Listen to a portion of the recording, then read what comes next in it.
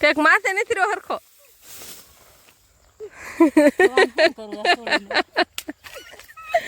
પારો પસાડ્યો.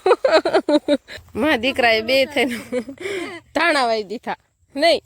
કેટલું જો પેલા લસણ, ડુંગળી, મેથી, ધાણા બધું બોલ બાજુ રાજગરો.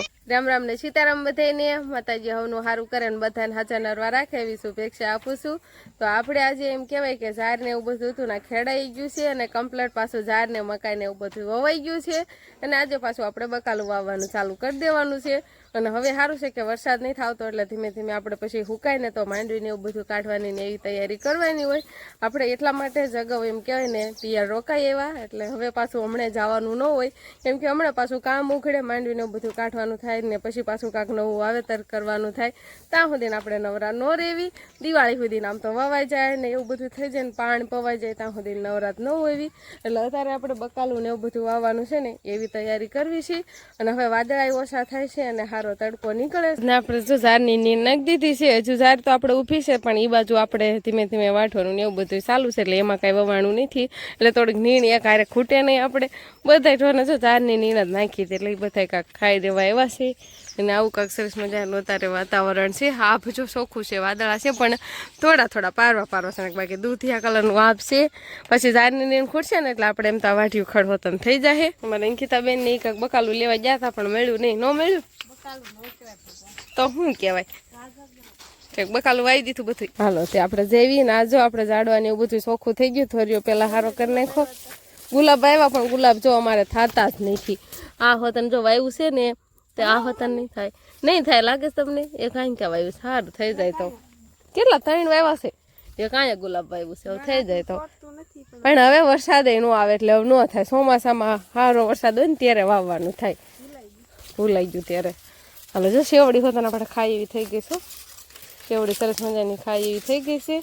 હાલો અંકિતાબેન આગળ આગળ હેલો જાય છે ને આપણે પણ જઈએ છીએ. વર્ષના મમ્મી તો પડામાં આવી જ ગયા છે ને કાંક લહણ ને એવું બધું તો સોંપાઈ ગયું છે. આપણે લહણ ને એવું તો વવાઈ ગયું છે પણ હવે ડુંગળી ને એવું બધું વાવવાનું ચાલુ કરી દીધું છે. એટલે ડુંગળીના પાછા રોપ નથી, એનું બિયારણ જ છે. એને કાંક છાંટવાનું ને એવું બધું કામકાજ ચાલે છે. આપણે અહીંથી લહણ વાવવાનું શરૂ કર્યું છે ને આમાં બધે આમ શરૂ કરીને હજી જો આમાં કળિયું દેખાય જ છે, લસણની કળિયું. અને અહીંથી આ બધું બીજી લસણ જ છે. ક્યાં લગીને વાવ્યું છે? અહીં લગી હજી લીટા દેખાય છે. અહીં લગી અહીંયા લગીને લસણ ને અહીંથી હવે ડુંગળી. કેવું હોય ડુંગળીનું બિયારણ? કાળા કલરનું હોય, બ્લેક કલરનું આવું કાંક હોય જો. અને સોળી નાખવાનું. આ ડુંગળીનું બિયારણ છે. એટલે પછી હવે આ વાવી દેવાનું. રોપ ઉગે પછી ડુંગળી ફેરવી હોય તો ફેરવાય પણ અત્યારે આ રોપ થાય. અને એમને ખાવા રાખ્યું હોય તો રાખે ને ફેરવીને તો મોટી મોટી ગાંઠું થાય એમ કે છે. અને બાકી ઘણું બિયારણ ભેગું કર્યું છે. ઓણુકા વરમાં તો આપણે લસણ ને એવું બધું વહેલા વવાઈ ગયું છે ને કરતો આવા ટાણે નહીં. દિવાળી ઉપર એટલે 17 ને એમ હોય ને ત્યારે આપણે લહણનું સોંપવાનું ને એવું બધું કામકાજ હોય.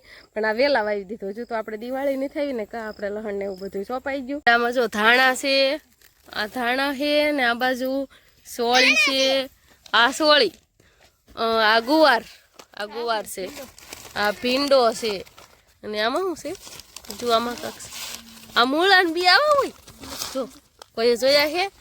આપણે જોયા નથી, પહેલી વાર જોયા. મૂળાના બી છે. મૂળા છે ને શિયાળામાં થાય ને શિયાળામાં ખાવાની મજા આવે. અત્યારે વાવાના પણ થાય શિયાળામાં એમ. હવે શિયાળાને શું કાંઈ વાર રાહ જોવાય નથી. હવે શિયાળો તો આવશે નહીં બસ. આ વસ જો એટલા બધા બી લઈને વીયો ગયો. આ સમજો ભીંડાના ભીંડા તમે એને મમ્મી સાંટે છે ને એટલે એને એમ કે હું બિયારણ સાંટવા મળ્યું. એને મમ્મી ડુંગળીનો બી બધું સાંટી દેવી. આ બધી વસ્તુ રહી ને વાંસી આપણે વાવવાની છે. મેથી ક્યાં? મેથી નથી લાવવા મેથી ઠેક મેથી વથન સાંટ દીધી. હાલો તો ડુંગળી અને પછી મેથી બંને સટાઈ ગયું. પછી આમાં કપાળી ફેરવાની હો. જો આ બાજુ મેથી દેખાય છે, આમાં મેથી સાટી. માં દીકરાએ બે થઈને ધાણા વાવી દીધા નહીં. કેટલું જો પેલા લસણ, ડુંગળી, મેથી, ધાણા બધું બોલ બાજુ રાજગરો બધું ભજીયામાં હાલે ને એવું. ડુંગળી ભજીયામાં હાલે, લસણ હોતા નાખ્યો. પછી શું આવ્યું? મેથી મેથી ભજીયામાં હાલે, પછી ધાણા તો કોથમરી હોતન ભજીયામાં હાલે, એવું બધું છે. ભીંડો ભજીયામાં ન હાલે. હવે આ બકાલું બધું છે ને સોંપવાનું છે આપણે. વંશભાઈ તો જો ડબલું ખાલી કરવા માંડ્યા. એને સાંટવાની મજા આવે છે એટલે. શિવાની બેન હાલ આવતા હોય ને એવું લાગે છે, કેમ કે સંપલ નો અવાજ અહીં સંભળાય છે. ઓલા પૂમ પૂમ વાળા સંપલ પહેર્યા છે ને, જો સંભળાવા મળ્યું છે એટલે હાલી આવતી છે. શિવાની બેન, વિહાનભાઈ, મોટા ભાઈ ને બધા આવ્યા. જો કેવો સંપલ નો અવાજ આવે છે કડમાં. હમણાં કડ બાર નીકળશે ને ત્યારે દેખાય છે. આવું આવું પોજી જા, આવી જા તમે. એ દોડ્યા ઠેફામાં હાલી નથી અકવાનો. ઠેબા ખાઈથી આવે. ઓહો હો, અસલ અવાજ સંભળાય હો. હાલ તો શિવાની હજો. ઓહો હો હો, શિવાની બેન ને એક વાર તો અગાશી માથે આવવું જ પડે એટલે આવી ગયા. હવે જો પૂમ પૂમ વાળા સંપલ પહેરીને નહીં. હા થાકી ગયા. હા થાકી ગયા ને. આમ કરતો મોટું હોતું ધૂળ વાળું થઈ ગયું નાક ને બધું. આમ જોતો હે શિવાની. હા મેં ઠેઠ હરપાલે છોકરા બધા રેડું નાખે છે ને આમ રમે છે ને તો ના ઠેઠ ફાળી ગઈ શિવાની. હા મેં હવે બસ ભાઈ આવી ગયા. નથી જાવું ના કે જાવું બસ તને ગાશી માથે આવતો રહ્યો. શિવાની ને તો આપણી પાસે બિહારવાના છે.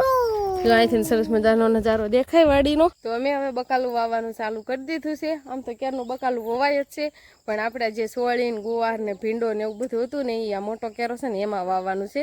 એટલે આપણે કોદાળીના લીટા કર્યા અને આ બે નણંદ ભોજાઈ વાવતા આવે છે. એટલે પેલા આપણે સોળી વાવી છે, કારણ આ બાજુ આપણે ગુવાર વાવ્યો છે ને આ બાજુ ભીંડો વાવ્યો છે. એટલે સોળી ગુવાર ને ભીંડો એટલું બકાલું કમ્પ્લીટ થઈ ગયું. અને શિવાની આવી ગઈ જો. પકડી કેમેરા અહીંયા પકડી એનું વ્લોગ બનાવો. પકડે આ બનાય બોલજે. આ ખોરાક ફોન એટલે દેખાતું.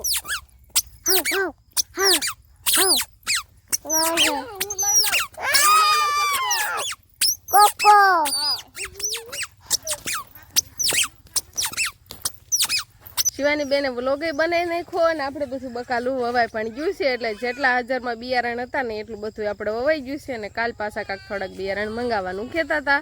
અને અત્યારે હવે ઢોરમાલ હાટવું નીણ વાટવાનું એવું બધું કામ શરૂ થઈ ગયું છે. અંકિતાબેન આ બાજુ છે ને ઝીંઝવો ખડ વાટવા માંડ્યા છે. બધું નોખું નોખું વાટવાનું છે નહીં અંકિતાબેન? થોડોક ઝીંઝવો વાટવાનો, થોડુંક આ જાડું ખડ મોટું મોટું દેખાય નહીં હો, નાનું છે ને એ જે નથી વાટવાનું, ઉકલતું નથી. ઝીંઝવો ખડ ઉકલતું નથી ને હારો બહુ. પણ હજી આપણે કાંક ઓલી બાજુ નીણ વાવી છે એ થઈ જાય ત્યારે આપણે આ બધું ખેડવાનું થશે. ત્યાં સુધી તો આ ખડ બધું રહેવા જ દેવાનું છે નહીં? પછી નવું વાવવાનું થાય. શિવાની બેનના ઘરે આપણે મૂકી આવ્યા છીએ.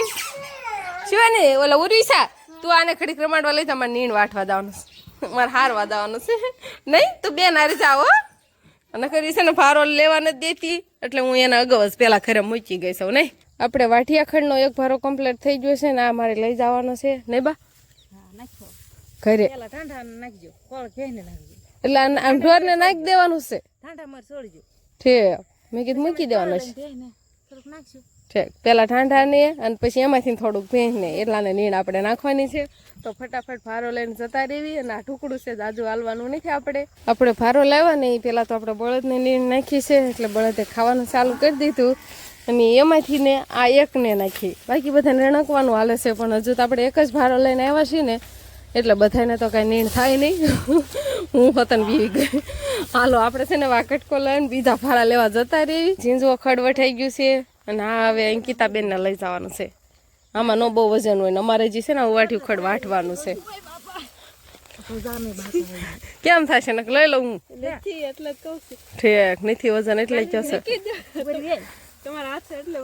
ઠીક નથી એમાં ઈ ખડમાં બહુ ઓછો વજન હોય. આમાં હોય ને આમાં આ તો બહુ જ વજન થાય.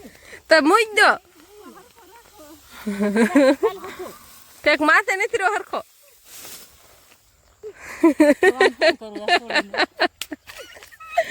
પારો પસાડ્યો. હું લઈ જાઉં હાલો. હાલો બે વાટવા તો દોરાને ધ્યાન રાખજો. હું નહીં ખાવું પણ તો હાલો તો પણ મારે નાખવા જવું છે. અંકિતા બેને નાખવા જાવું છે ચડાવો.